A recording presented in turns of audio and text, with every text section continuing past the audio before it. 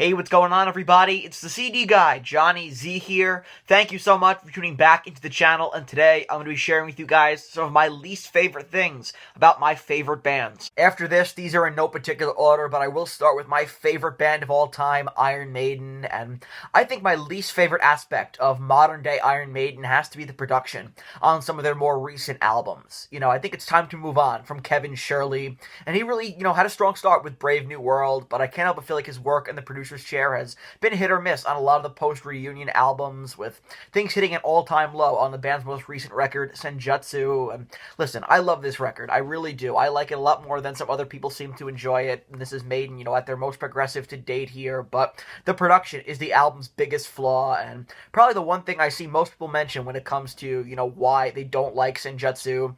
Bruce Dickinson's vocals are turned down way too low in the mix for my taste, so definitely took a few listens to get accustomed to this record, and much of the sound on here sounds like he's singing underwater for most of this album. And I feel like there's some very sloppy clipping on disc 2 as well.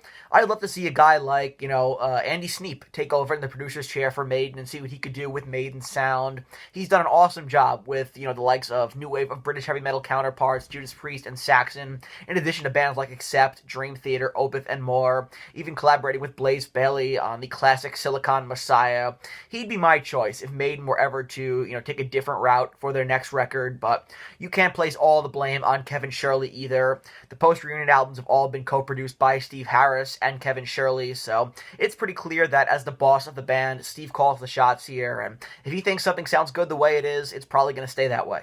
The worst part about being a Metallica fan has nothing to do with the band themselves, but it has everything to do with, this eternal, never-ending Megadeth versus Metallica debate that people still feel the need to rehash over and over again. It's tired, it's pointless, and it completely misses the point of why people love these bands in the first place.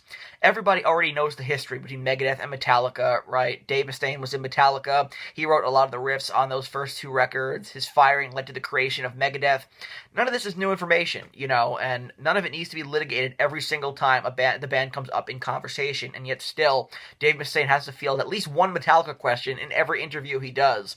But, somehow everything still gets turned into a competition here. Fans argue about who's the better guitarist. Is it Kirk? Is it Dave? Who's got the better solos? Which song is better? Is it Mechanics or the Four Horsemen? Who's a better frontman, James or Dave? Which album do you prefer, Peace Sells or Ride the Lightning? Some of these arguments may have a valid point and may lead to, some good debate and discussion, but some of these other arguments, in my opinion, are purely subjective, and at the end of the day, they're all missing the bigger picture here. It's not a sport, right? It's not a competition. There's no scoreboard or definitive winner here.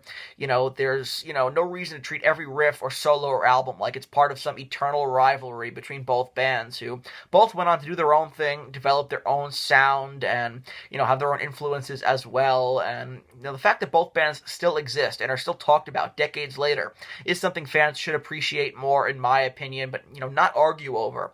And honestly, you can make the exact same argument that, the worst part of being a Megadeth fan is still this same debate, Megadeth versus Metallica. Although, if we're being fair, worse than that has got to be those 2004 remasters, which I'll get to in a little bit. But, at some point, it would be nice to, see if fans could just admit the obvious, that, both bands are legendary, both have flaws, both have classics, and both deserve to be enjoyed without turning every discussion into a debate that should have ended years ago. Speaking of the worst part of being a Megadeth fan, it's absolutely those 2004 remasters, and the problem is that they fundamentally strip away what made the original albums feel so alive and aggressive in the first place. And on Rust in Peace, some of the vocals were re-recorded and audibly auto-tuned, while the drums were sample replaced, erasing that kind of, natural character and human feel of the performances. And listen, the Killing Is My Business remaster and remix is great, but they've released so many, reissues of that album at this point. Peace Sells is fine, and So Far So Good So What is okay, but really the remasters spanning from Rust in Peace through Cryptic Writing suffer from poor EQ choices and excessive compression, pushing everything to be, louder at the expense of, dynamics, resulting in audible clipping on here, distortion and listener fatigue as well. And I'd say Euthanasia is especially egregious with its playback speed being altered, changing the feel of the entire record. I mean, the mixes are unnaturally clean with bass weight, ambience, and natural reverb stripped away, and this hyper, polished approach causes instruments to lose that unique tonal identities until everything just sounds bland, as a result. And by equalizing everything to the top and eliminating space, flow, and contrast, the '04 remasters, in my opinion, do not enhance these albums at all, but they actively destroy the dynamics on display here, right? They kill its character and the soul that define the classic Megadeth sound on these records. And personally, I'm in the process of swapping out my '04 remasters for some original mixes of these records, and that's hard, and it sucks when, these are the most widely available versions of these albums. Following that up here with WASP, and Blackie Lawless just let me down so much when it became apparent he was using backing tracks during the band's live sets. And listen, I don't like it when any band does this, but it's especially unfortunate when it's one of your favorite bands, and suddenly it makes you question everything. I mean, I remember when I saw them live back in 2024, I feel like I spent half the show trying to figure out what was real and what wasn't, and it was painfully obvious that, Blackie was miming the tapes at certain points in the show here, and he sounded exactly like he did on the record from 40 years ago. At least, Blackie has been honest about it. He's, owned up to it, but he says they're doing it to enhance the sound, which I don't really buy that because, there's still obvious parts of the show where you can tell that Blackie is still singing for real, like on I Want to Be Somebody or Blind in Texas, and he still sounds good. He still can sing, which is the most frustrating part. And, I think it kind of comes down to, Blackie just being a perfectionist, right? Kind of for the same reason that he is, not releasing new material right now, as he said it has to be on the level of, the classic material.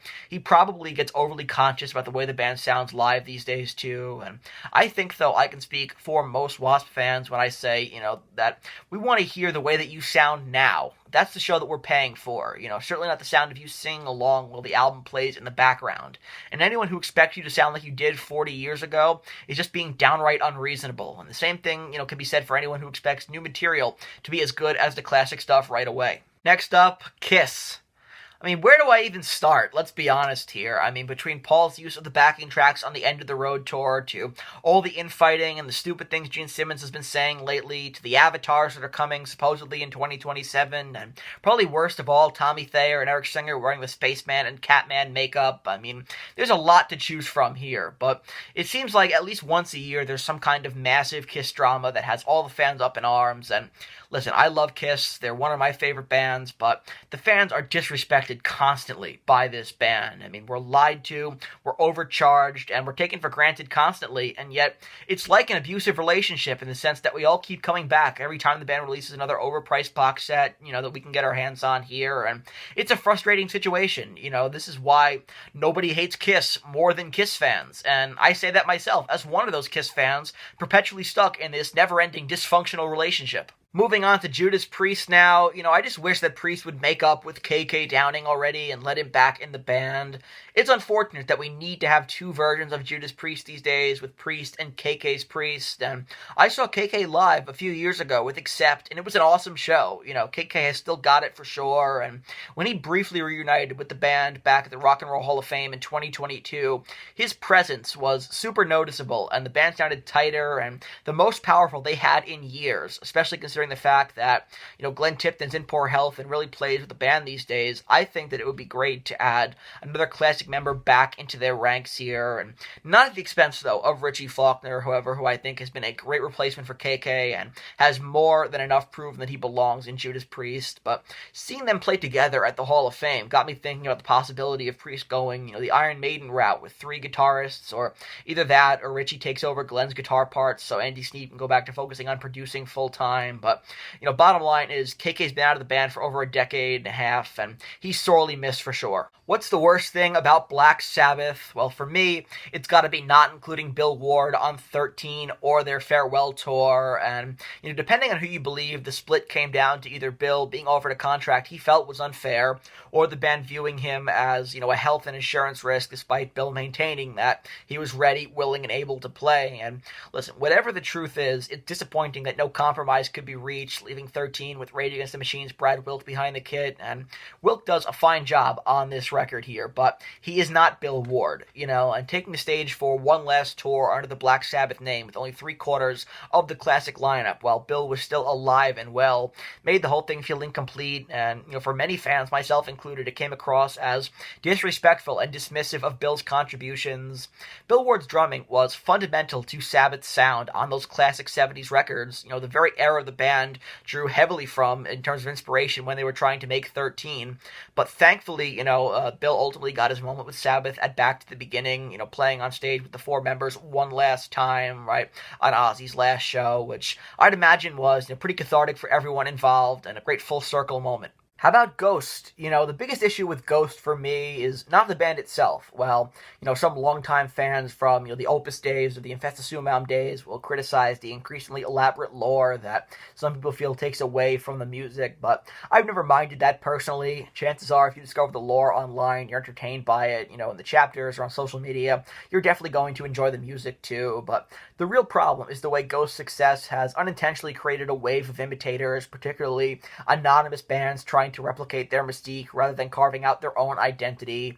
Groups like Sleep Token, while talented in their own right, even though I'm not a fan, often feel overhyped, riding more on the novelty of, anonymity than on consistent songwriting. And then you have a band like President, on the other hand, which feels less like an organic artistic project and more like a manufactured attempt by the music industry to capitalize on, a trend that Ghost pioneered. And, these copycats, I think, dilute the impact of, what Ghost achieved organically, making the scene feel, saturated with gimmicks rather than, genuine innovation. And in this sense, the downside of Ghost's meteoric rise isn't the band themselves, but it's the predictable and sometimes opportunistic ripple effect that I think has been created in modern rock and metal by bands who have definitely been influenced by Ghost and are trying to capitalize on that same kind of, mystique and anonymous nature that they had in the beginning as well. They say absence makes the heart grow fonder, but man, 13 years is an insane amount of time to wait for a new record from an active band. Not that Tool cares about your patience, but the lengthy waits in between records is frustrating for sure. It's already been nearly 7 years since Tool released Fear Inoculum, so looks like we're in for another huge gap in between releases. Thankfully, we have, Maynard James Keenan's other projects, A Perfect Circle and Pussifer, to hold us over until then. Not to mention Danny Carey's been keeping busy with Beat, which is a killer project on the side as well. And, it's frustrating for sure. At least we have those other projects, but we're all waiting, pretty impatiently at this point for a new Tool record. So maybe 2027 will be the year. At soonest, I highly would doubt it, honestly. But looking forward to the Pussifer record here. So another thing I wanted to add here, unrelated to the wait for new music, just a personal anecdote. When I saw Tool back in 2024, I was sitting in front of a woman who was very obviously on some kind of an acid trip. She was tripped out, distracted by her own hand, and all that kind of nonsense, right? And, we're sitting all the way up top, like up in the nosebleeds. And so it's not like one of those things where you can just move away, like if you were on the floor. And this woman spent the entire show, high as a kite, gesticulating wildly with her hands, distracting people and obstructing their view. It wasn't just me who was annoyed. Our whole row was fed up by the end of the night. So another worst thing about Tool, not the fans, but that woman in particular, don't be like that woman. And last but not least here, we have the mighty Slayer, thrash metal legends. But for me, the worst thing about Slayer, especially in recent years, has got to be Kerry King's lyrics. There's only so many times you can write songs about, I hate people and I hate religion before it starts to feel stale. And on most of the band's 21st Century Slayer albums, his lyrical themes are very repetitive and it wears thin after a while. Jeff Hanneman was clearly the stronger, more versatile songwriter of the two here, and while many fans criticize Kerry for his overuse of the whammy bar, for me the bigger issue is how one-dimensional his lyrics have become over time, which is a problem that's even extended now to his solo work as well. So that wraps up this video here, sharing with you guys some of my least favorite things about my favorite bands. Thought it would be kind of a fun, different video here, a cool exercise to, talk about some of the negative things about bands that I love and usually talk, so highly of on the channel here. here. So even if some of these I had to nitpick a bit, I did have a lot of fun putting this together here. Kind of like that episode of Seinfeld on Festivus when they had the airing of the grievances, right? So thought it would be fun here. If you enjoyed this video, please give it a thumbs up, subscribe to the channel down below, turn on the bell for notifications so you don't miss a new upload. Follow me on Instagram at the CD Guy JZ, and let me know down in the comment section below what are your thoughts on some of my opinions here, and what are some of your least favorite things about your favorite bands. I want to hear from you. And until next time, it's the CD Guy, Johnny Z, signing off. Take care, everybody.